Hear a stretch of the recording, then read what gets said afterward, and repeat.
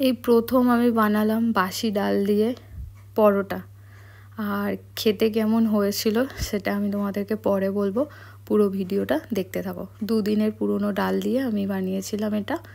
আর আজকে অনেক কিছু অর্ডার করেছিলাম, ঠিক আছে।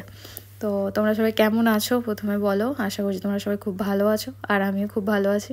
অনেকেই আমায় জিজ্ঞাসা করো যে তুমি কোথা থেকে বাজার করো, অনলাইন থেকে বাজার করো না মার্কেটে যাও।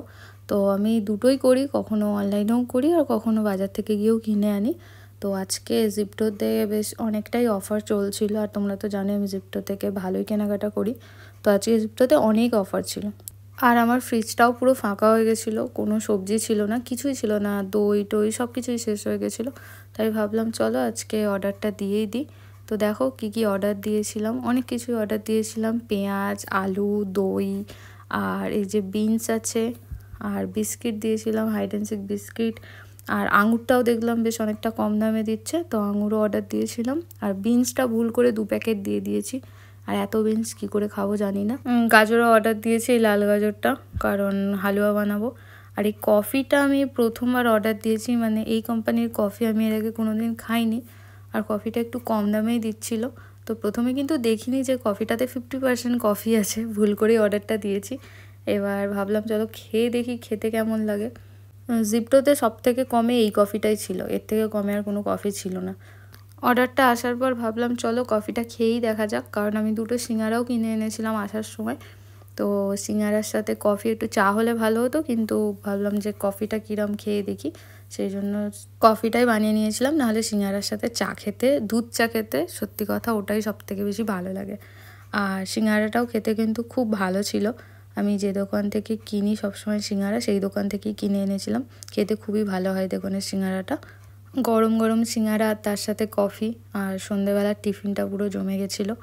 আমার কিন্তু চপের থেকে সিঙ্গারা খেতেই বেশি ভালো লাগে। সন্ধেবেলা অনেকে চপ মুড়ি খেতে ভালোবাসে, কিন্তু আমার সিঙ্গারাটা একটু বেশি ভালো লাগে। তোমাদের কোনটা বেশি ভালো লাগে কমেন্ট করে জানিও, চপ না সিঙ্গারা। আর তারপর রাত্রেবেলা করেছিলাম এই যে 2 দিনের বাসি ডাল দিয়ে এই আটাটা আমি মেখেছিলাম। 2 দিন ধরে দেখছিলাম যে ডালটা পড়ে আছে, একটু বেশিই বানিয়ে ফেলেছিলাম।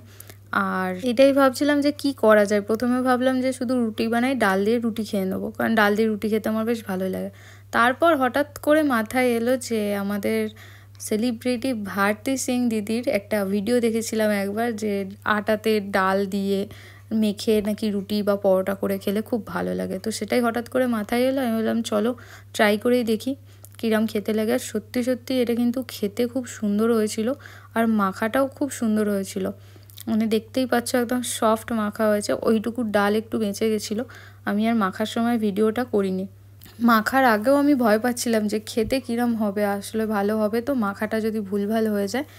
আর ওই ভারতী সিং দিদি আরও বলেছিল এতে পেঁয়াজ দিতে আর লঙ্কা টঙ্কা দিতে, কিন্তু আমি পেঁয়াজ লঙ্কার কিছুই দিইনি, শুধু ডালটা দিয়েই মেখেছিলাম।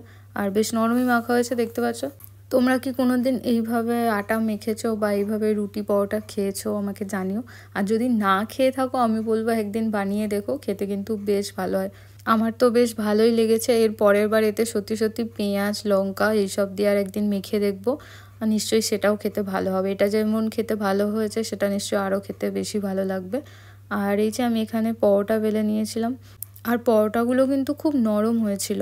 2টো বানিয়েছিলাম তেল দিয়ে, তারপর একবার ভাবলাম যে তেল ছাড়া বানিয়ে দেখি যে কীরম হয়। তো সত্যি সত্যি তেল ছাড়াও বেশ ভালো হয়েছিল, একদম যেমন রুটি হয় সেরকম রুটির মতোই হয়েছিল। পরোটা আমি সবসময় খুব কম তেল দিয়েই বানাই, যতটা সম্ভব কম তেল দেওয়া যায় সেটাই চেষ্টা করি। আর এটাও বানানোর সময় খুব কম তেল দিয়েছিলাম। তবে পরোটাটা কিন্তু খুব সুন্দর হয়েছিল, আমি একটুও আশা করিনি। আমি খুব ভয়ে ভয়ে আটাটা মেখেছিলাম যে কিরম হবে। আর পরোটাটা ভাজার আগেও ভাবছিলাম যে কিরম হবে, কিন্তু বিশ্বাস করো দেখেই তোমরা বুঝতে পারবে যে কতটা নরম হয়েছিল, আর খেতে খুব সুন্দর লাগছিল। আমি যে ডালটা বানিয়েছিলাম 2 রকমের ডাল ছিল, মানে মুগ ডাল মুসুর ডাল দুটোই ছিল। মানে এই পরোটাটার ভেতর মুগ ডাল মুসুর ডাল দুটোই আছে। হেলদি পরোটাও বলতে পারো, কারণ ডালও আমি বানিয়েছিলাম একদম অল্প তেল অল্প মশলা দিয়ে। এতে যদি তেলটা না দিয়ে ভাজি, মানে এটা পুরোপুরি হেলদি। এতে ডাল আছে আর আটা আছে, ময়দাও নেই। তো ভালো একটা খাবার। দেখতেই পাচ্ছ এটা কতটা নরম হয়েছে। আর আমি এটা খেয়েছিলাম ছোলার ডাল দিয়ে। এই ছিল আমার ডিনার মেনু। আর ভিডিওটা তোমাদের কেমন লাগলো কমেন্ট করে জানিও, ভালো লাগলে লাইক কমেন্ট আর শেয়ার করে দিও। সবাই ভালো থেকো, সুস্থ থেকো আর আরও খেতে থাকো। দেখা হচ্ছে তোমাদের সাথে নেক্সট ভিডিওতে। টাটা।